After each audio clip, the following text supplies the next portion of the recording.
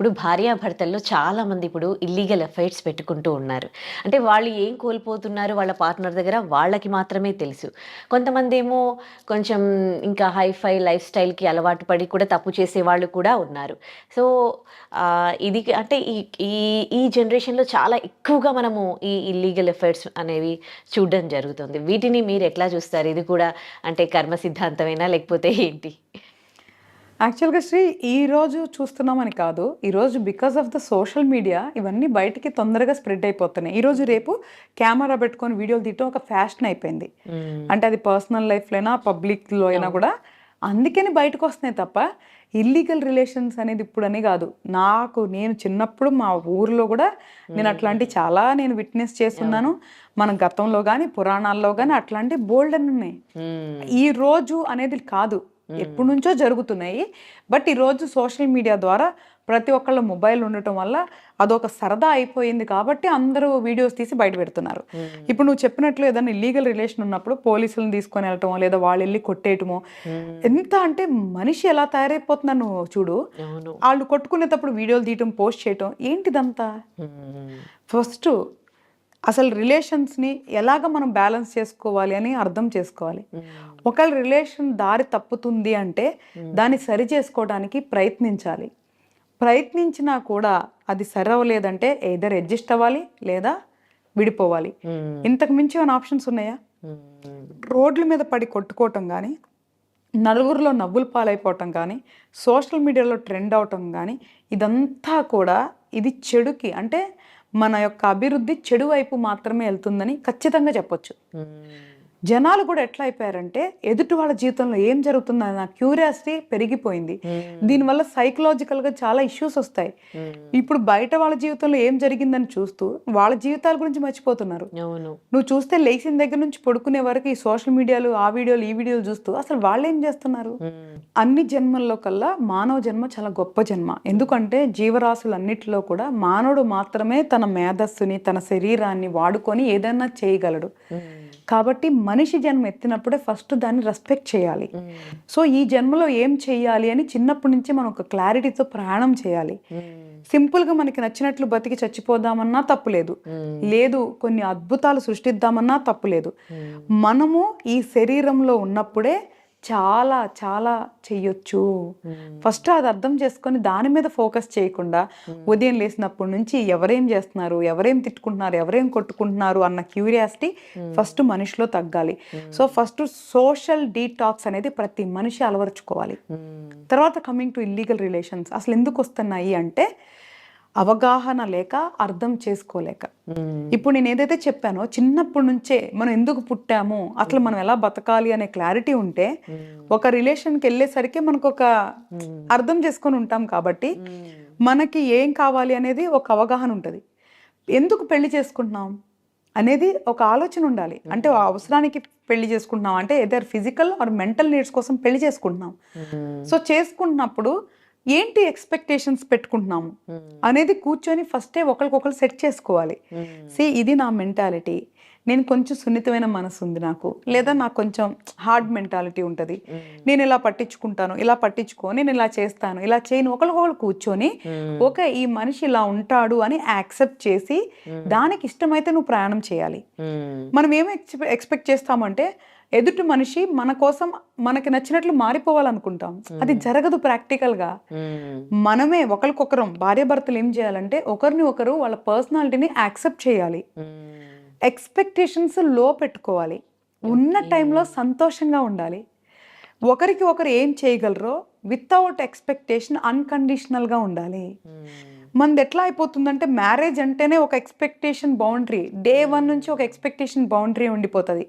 అలాంటి పెట్టుకోకుండా చాలా స్మూత్గా జర్నీ అవటానికి కూర్చొని ప్రాపర్గా మాట్లాడుకోవాలి. ఒకసారి ఎక్కడన్నా ఈగో ట్రిగర్ అయినప్పుడు ఎదుటి మనిషి అర్థం చేసుకొని కూర్చొని అర్థమయ్యేలాగా చెప్పాలి. ఒకవేళ కోపంలో మాట తూలినా తర్వాత మళ్ళీ కూర్చోబెట్టి ఏదో ఎమోషనల్ అలా అనేసాను, నా ఇంటెన్షన్ అది కాదు అని చెప్పుకోవాలి.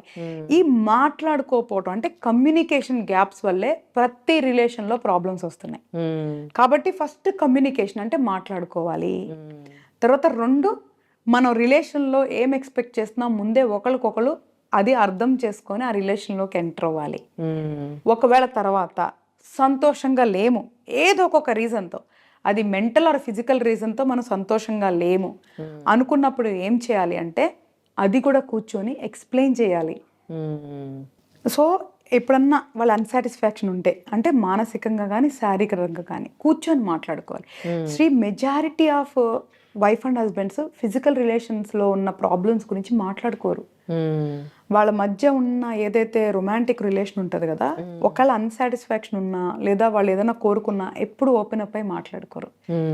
దానివల్ల ప్రాబ్లం వస్తుంది. వాళ్ళు ఏం చేస్తారు తెలుసా, ఇక్కడ భార్య భర్త నుంచి కానీ భర్త భార్య నుంచి కానీ ఏదన్నా పొందలేనిది ఉంటే ఇక్కడ ఓపెన్ అప్ అవ్వకుండా ఈ ఏదో మొక్కమాటం సిగ్గుతో ఇక్కడ మాట్లాడకుండా అవి బయట సీక్ చేస్తారు. ఇది ఫస్ట్ ప్రాబ్లం అనమాట, మేజర్గా ఫిజికల్ రిలేటెడ్గా. రెండోది ఏంటి అంటే మానసికంగా, అంటే భార్య భర్తతో కానీ భర్త భార్యతో కానీ మాట్లాడుకునే సమయం కేటాయించినప్పుడు వాళ్ళు లోన్లీగా ఫీల్ అయ్యి అదే టైంలో ఖాళీగా ఉండే వాళ్ళతో మాట్లాడి అన్నెసరీగా ఇక్కడ నుంచి వేరే చోటకి డైవర్ట్ అయ్యేది ఎమోషన్కి చాలా ఛాన్స్ ఉంటుంది. కాబట్టి రిలేషన్లో ఉన్నప్పుడు ఫస్ట్ గ్రాంటెడ్గా తీసుకోవద్దు. భార్య భర్తలు ఇద్దరికీ కూడా వర్తిస్తుంది, ఆడమగ ఇద్దరికీ వర్తిస్తుంది. వాళ్ళు గ్రాంటెడ్గా తీసేసుకుంటారు. గ్రాంటెడ్గా తీసుకోవద్దు. మనిషి ఆలోచనలు మారుతూ ఉంటాయి, అవసరాలు మారుతూ ఉంటాయి, వయసు బట్టి లేదు అంటే హార్మోనల్ చేంజెస్ అవుతూ ఉంటాయి. కాబట్టి కూర్చొని ఎప్పటికప్పుడు ఎవాల్యూషన్ చేసుకోవాలి, అనలైజ్ చేసుకోవాలి. ఆ సిగ్గు బిడియాల్లోంచి బయటకు వచ్చి భార్య భర్తలు ఓపెన్గా మాట్లాడుకోవాలి. అక్కడప్పుడు ఎవరిదైతే ఫాల్ట్ ఉంటుందో దాన్ని కరెక్ట్ చేసుకోవాలి.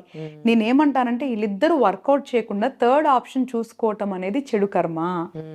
అది ఎటువంటి రిజల్ట్స్ ఇవ్వదు. దానివల్ల ఒక్క నిమిషం మనం ఆలోచించండి, భార్యకు తెలియకుండా భర్త ఫోన్లు మాట్లాడాలన్నా, భర్త తెలియకుండా భార్య ఫోన్లు మాట్లాడాలన్నా దాంకొని మాట్లాడాలి, హైడ్ చేయాలి, డిలీట్లు చేయాలి, తెలియకుండా కలవాలి. ఎక్కడ ప్లెజర్ ఉంది నాకు అర్థం కావట్లేదు. సైకలాజికల్ ఇష్యూస్ ఇవన్నీ. అంటే అలా చేసి కూడా ఇంకా ప్లెజర్ పొందాలనుకుంటున్నారంటే they have some psychological issues అంటున్నా. So wake up. సో మైండ్ని ప్రాపర్గా ట్యూన్ చేసుకోవాలి. సో ఏం చేస్తున్నాం, మనం ఏం ఆలోచిస్తున్నాం, కంట్రోల్లో ఉండాలి. ఫస్ట్ ఉన్న మనిషితో మనం సంతోషంగా ఉండగలమా లేదా అనేది ప్రయత్నించండి. ఆ మనిషిని మార్చుకోవడానికి ప్రయత్నించండి. అప్పటికి వర్కౌట్ అవ్వలేదా గౌరవంగా కూర్చొని చెప్పండి. నిజంగా దమ్ము ధైర్యంగా అప్పుడు మీరు ఇక్కడ వదిలేసి వేరే చోట మొదలు పెట్టుకోండి. అంతే తప్ప ఒక మనిషిని మోసం చేస్తూ ఇంకొక మనిషితో ఉండటం అనేది చాలా పెద్ద చెడు కర్మ. కాబట్టి అలాంటి పనులు చేయొద్దు. నలుగురిలోకి వెళ్ళి నవ్వులు పాలవ్వద్దు. ఇట్లా పబ్లిక్లో వీడియోస్ షేర్ చేయొద్దు. ఇంకొకటి ఏంటి అంటే ఇప్పుడు ఇలాగ ఇల్లీగల్ రిలేషన్ బయటకు వచ్చినప్పుడు సపోజ్గా ఒక అబ్బాయి ఒక అమ్మాయితో ఉన్నాడు. మనం రీసెంట్గా చాలా వీడియోస్ చూస్తున్నాం. ఆ భార్య వెళ్ళిపోయి అమ్మాయిని కొడుతూ ఉంటుంది. ఏంటి అసలు చెప్పు నువ్వు, అది అవకాశం ఇచ్చింది నీ భర్త. నీకు చేతనైతే నీ భర్తను కంట్రోల్లో పెట్టుకో, లేదా తీసుకెళ్లి వాడిని కొట్టుకో, లేదంటే అబ్బాయి మీద కంప్లైంట్ పెట్టుకో. నువ్వు వేరే చోటకెళ్ళే అధికారం నీకు లేదు. యాజ్ పర్ లా కూడా వేరే చోటకెళ్ళే అధికారం నీకు లేదు. ఏ లాలో కూడా, ఏ ప్రజాస్వామ్యంలో కూడా నీ భర్త తప్పు చేస్తే నువ్వు ఆ ప్లేస్కి వెళ్ళి వాళ్ళ మీద మానసికంగా కానీ శారీరకంగా కానీ దూషించే అధికారం నీకు లేదు. యాజ్ పర్ లా కూడా లేదు. You can enquiry with any lawyer. వాళ్ళకి ఏ హక్కు ఉందంటే వాళ్ళ భర్త కానీ భార్య కానీ చీటింగ్ చేస్తే దానికి ఆధారాలు సబ్మిట్ చేసి లా ప్రకారం వాళ్ళు విడిపోవటమో కలిసి ఉండటమో చేసుకోవచ్చు తప్ప కలిసి ఉండాలి అంటే లాలో ఉండదు. కాబట్టి అది పెద్ద మనుషుల మధ్య కూర్చోబెట్టి అన్అఫిషియల్గా మాట్లాడుకొని చేసుకోవాలి తప్ప నువ్వు వెళ్ళిపోయి డైరెక్ట్గా అటాక్ చేస్తానికి లేదు. ఈ రోజు అమ్మాయి మీద అటాక్ చేస్తావు, రేపు ఇంకో అమ్మాయి వచ్చింది చేస్తావా, తర్వాత ఇంకో అమ్మాయి వచ్చి చేస్తావా? అసలకి దారి తప్పిన నీ భార్య నీ భర్తను కంట్రోల్ పెట్టుకోకుండా అవతల మీద వేరే వాళ్ళ దగ్గరికి వెళ్ళి దాడి చేయటం ఏంటి? అలా మనం ఎన్నోసార్లు చూసాం. నేను కూడా చిన్న చిన్న వీడియోస్ చూసా. కారులో ఒక అమ్మాయి అబ్బాయి కూర్చొని ఉంటే భర్త వెళ్ళిపోయి అబ్బాయిని అమ్మాయిని దారుణంగా కర్రలతో కొట్టేస్తున్నారు. అలా చేసే అధికారం ఎవరికి లేదు. తప్పు చేసే అధికారం వాళ్ళకి ఎట్లా లేదో వాళ్ళని శిక్షించే అధికారం కూడా లేదు. నువ్వు ఏం చేస్తే వాళ్ళు అక్కడికి వెళ్ళారు అనేది చూడు. ఒకవేళ నిజంగా నువ్వు నిజాయితీగా ఉన్నావా, అయినా వాళ్ళు తప్పు చేశారా, కూర్చోబెట్టి మార్చుకోవడానికి ప్రయత్నించు, లేదా వదిలే. అంతే తప్ప ఒక మనిషి నువ్వు ఇలాగే బతుకు, ఇలాగే ఉండు అనే అధికారం ఈ ప్రపంచంలో ఎవ్వరికీ లేదు. ప్రతి సోల్ ఈజ్ ఇండిపెండెంట్. ప్రతి ఆత్మ ఈ భూమి మీదకి సింగిల్గా వచ్చింది, సింగిల్గా వెళ్ళిపోతుంది. సో దానికి ఎక్కడా కూడా ఎవ్వరు కూడా రిస్ట్రిక్ట్ చేసి బంధించి బాధించే అధికారం ఎవరికీ లేదు. వాళ్ళ కర్మానుసారం ఏమనుభవిస్తున్నారు అనేది ఎవరికి నన్ ఆఫ్ దేర్ బిజినెస్. కానీ ఒక మనిషి వెళ్ళిపోయి వాళ్ళని ఏ విధంగా అయినా సరే, అది లైంగికంగా అయినా, మానసికంగా అయినా, శారీరకంగా అయినా దాడి చేసే హక్కు ఒక మనిషికి ఇంకొక మనిషి మీద లేదు. అది ధర్మం ప్రకారం లేదు, న్యాయబద్ధంగా మన మనుషులు రాసుకున్న చట్ట ప్రకారం కూడా లేదు. నిజంగా ఈ కర్మ సిద్ధాంతం గురించి ప్రతి ఒక్కరూ తెలుసుకుంటే ఇన్ని క్రైమ్స్, ఇన్ని నేరాలు ఘోరాలు కావేమో అనిపిస్తోంది. ఒక మనిషి మనిషిలాగా బతుకుతారేమో అనిపిస్తోంది. అవును. అయితే ఇంకొక ప్రశ్న, కొంతమందికి పిల్లలు సరిగ్గా పుట్టరు, అంటే physically challenging people, abnormal kids పుడుతూ ఉంటారు కదా. వాళ్ళకి ప్రెగ్నెన్సీలో కొంతమందికి తెలిసి కంటారు, కొంతమందికి తెలియక పిల్లలు పుట్టినాక ఇట్లా జరుగుతుంది. ఇదంతా కూడా అంటే వాళ్ళకి ఇంకా జీవితాంతం వాళ్ళు చేసి పెట్టాల్సిందే. అలాంటి వాళ్ళని చూసినప్పుడు అనిపిస్తుంది, ఏంటి ఇదంతా కూడా వాళ్ళ కర్మనా, ఇదంతా అనుభవించేది అని. నిజంగా ఇది పిల్లలు సరిగా పుట్టకపోవడం, కళ్ళ ముందే పిల్లలకి ఏమన్నా అవ్వడము, ఇంకా అంతకు మించిన శిక్ష ఏమైనా ఉండదేమో తల్లులకి అనిపిస్తుంది. ఇది కూడా కర్మ సిద్ధాంతమేనా? 100% శ్రీ. ఇందులో అసలు సెకండ్ థాట్ కూడా లేదు. సో ఒకటి, తల్లిదండ్రులు అనేవాళ్ళు కూడా సేమ్ సబ్జెక్ట్ అనమాట. వాళ్ళు పిల్లల్ని కనగానే గ్రాంటెడ్గా తీసేసుకుంటారు. వాళ్ళని ఏదో ఒక ఆస్తిలాగా, వాళ్ళ సొంతంలాగా తీసేసుకుంటారు. ఫస్ట్ ఆఫ్ ఆల్ మనం అర్థం చేసుకోవాల్సింది ఏంటంటే, ఇప్పుడు ఈ జన్మలో ఇప్పుడు ఎవరైతే పేరెంట్స్ పిల్లల్ని కంటున్నారో అది వాళ్ళ ఇష్టంతోనో, వాళ్ళ ప్రేమకు చిహ్నంగానో, లేదా వాళ్ళ వంశాన్ని ఉద్ధరిస్తానుకో కంటున్నారు. అసలు ఆ సబ్జెక్ట్ అసలు డిఫరెంట్ సబ్జెక్ట్ మళ్ళీ. సరే, ఎవరైతే వాళ్ళ ఇష్టంతో పిల్లల్ని కంటున్నారు కదా, ఆ పిల్లలు వాళ్ళకి అంటే ఆ పిల్లలే ఎందుకు పుడతారు అనేది మాత్రం 100% రుణానుబంధం, కర్మ సిద్ధాంతం ఈ రెండింటికి సంబంధించిన సబ్జెక్టు. బేసికల్గా వాళ్ళకి మనం రుణం తీర్చుకోవడానికి, వాళ్ళకి సేవ చేయడానికి మనం పిల్లల్ని కంటున్నాం. కానీ వాళ్ళు ఏదో మన ఆస్తిలాగా, రేపే వాళ్ళు మన ఫ్యూచర్ లాగా, ఈరోజు మన జీవితాన్ని అన్నిటినీ చంపేసుకొని వాళ్ళని పెంచి పోషించడానికి, వాళ్ళకి అన్ని వసతులు ఇవ్వటానికి చాలా త్యాగాలు చేసేసుకొని, చాలా సంతోషం చంపేసుకొని చేస్తాం. ఆ కాన్సెప్ట్ ఈజ్ రాంగ్. పిల్లలు అనేది బాధ్యత. ఆ బంధం ఎందుకు వచ్చిందంటే, ఏదో జన్మలో వాళ్ళకి రుణపడి ఉన్నాం, ఈ జన్మలో తీర్చుకోవాలి కాబట్టి అది ఒక రుణానుబంధంగా వచ్చింది. వాళ్ళు మీ ఆస్తి కాదు, అంతస్తు కాదు. వాళ్ళు పెరిగి పెద్ద అయ్యే లోపల వాళ్ళతో జీవితాంతం మనం ఉండం కదా. మనం ముందే ఈ శరీరాన్ని వదిలిపెట్టి వెళ్ళిపోతాము. మళ్ళీ ఎక్కడో పుట్టి ఎక్కడో జన్మలో మనం ఏదో పని చేసుకుంటాము. అసలు వాళ్ళకి మనకి సంబంధంలా చివరికి మన బొమ్మలు ఫోటోల్లో మిగులుతాయి. ఏంటి అసలుకి ఇది నాది అనేది ఏది అని అడుగుతున్నా.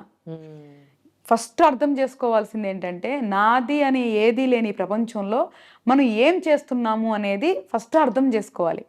తర్వాత ఈ బంధాలు, బాధల గురించి మాట్లాడాలి. అసలు ఫస్ట్ మనిషి జన్మ ఏంటి, మనం ఎందుకు వచ్చాం, ఏం చేస్తున్నాము అనేది అర్థం చేసుకోవాలి. ఎవరికి వాళ్ళని జయించాలి. అంటే ఇప్పుడు నాకు ఒక ఆలోచన వస్తే అది నేను కంట్రోల్ చేసుకునే శక్తి నా దగ్గర ఉండాలి. అంటే నా పంచేంద్రియాలు నా ఆధీనంలో ఉండాలి. మెయిన్ సెకండ్ చేయాల్సిన పని అది. థర్డ్, ఈ బంధాలని అర్థం చేసుకోవాలి.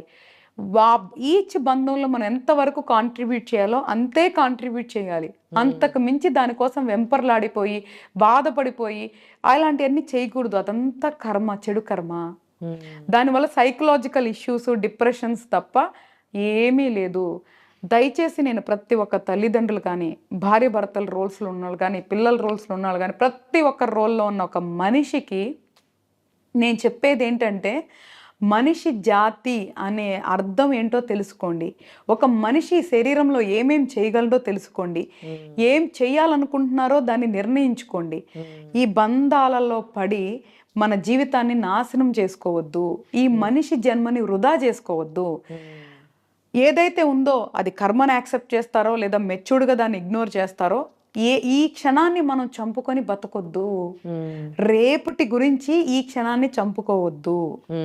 గ్యారంటీ లేని రేపు కోసం ఈ రోజు ఎందుకు మనకి ఎంత తాపత్రయం, ఎంత బాధ. ఈ రోజు బతకండి, ఈ రోజు జీవించండి. దాని తర్వాత రేపు వచ్చినప్పుడు మళ్ళీ ఆ రోజు బతకండి, ఆ రోజు జీవించండి. అంతే తప్ప రేపటి గురించి, వచ్చే నెల గురించి, వచ్చే సంవత్సరం గురించి అసలు ఇవన్నీ వద్దు. నేనేమంటున్నాను అంటే, పిల్లలు ఎవరికి ఎందుకు పుట్టాలి అనేది ఆ రుణానుబంధం కర్మ సిద్ధాంతానుసారం పుడతారు. ఒకవేళ మంచి పిల్లలు పుట్టారా సంతోషపడండి. ఏదన్నా శారీరకంగా మానసికంగా లోపమున్న పిల్లలు పుట్టారా యాక్సెప్ట్ చేయండి, అంగీకరించండి. వాళ్ళకి సేవ చేయటమే మీ కర్మ రిలేటెడ్ అంటే తప్పదు, చెయ్యాలి. కానీ అది బాధగా చేయకండి, సంతోషంగా చేయండి. అప్పుడు మనము మన జీవితాన్ని అనుభవించవచ్చు. ఆ పాజిటివ్ ఎనర్జీ వాళ్ళకెళ్ళి కూడా వాళ్ళు తొందరగా క్యూర్ అవ్వచ్చు, వాళ్ళ లైఫ్ బెటర్గా అవ్వచ్చు. అబ్బా నా కర్మ నేను ఇలా చేస్తున్నాను అనుకొని నువ్వు బాధపడుతూ చేస్తే దాని నుంచి మంచి ఫలితాలు రావు. కాబట్టి మనం చేసేది సంతోషంగా చేయాలి. ప్రతి పని కూడా, ప్రతి బంధంలో కూడా ప్రతిదీ సంతోషంగా చేయండి. అప్పుడు రిజల్ట్స్ కూడా అలాగే ఉంటాయి. లేదా అట్లీస్ట్ మనం బాధపడం కదా. ఈ రోజు మొగుడు అట్లున్నాడు, పిల్లలు ఎట్లున్నారు, పక్కింటోళ్ళు ఇట్లా ఉన్నారని అంటున్నారంటే ఎక్కడున్నావు నువ్వెక్కడా? ఫస్ట్ నిన్ను నువ్వు ప్రేమించుకో. నీ జీవితాన్ని, నీ శరీరాన్ని, నీ మైండ్ని ఫస్ట్ ట్యూన్ చేసుకో. అప్పుడు ఈ బంధాలు నిన్నేమి చేయలేవు. కర్మ కూడా మనల్ని బాధించలేదు. నేనేం చెప్తానంటే కర్మ కూడా మనల్ని బాధించలేదు. ఆ స్థాయికి మనిషి వెళ్ళగలడు, అంతకు మించి వెళ్ళగలడు. సో నీలో ఉన్న బలం తెలుసుకో. నీ బలహీనత నుంచి నువ్వు బయటికి రా. సో అప్పుడే మనం ఈ శరీరంలో కొన్ని అద్భుతాలు సృష్టించవచ్చు. ఓకే.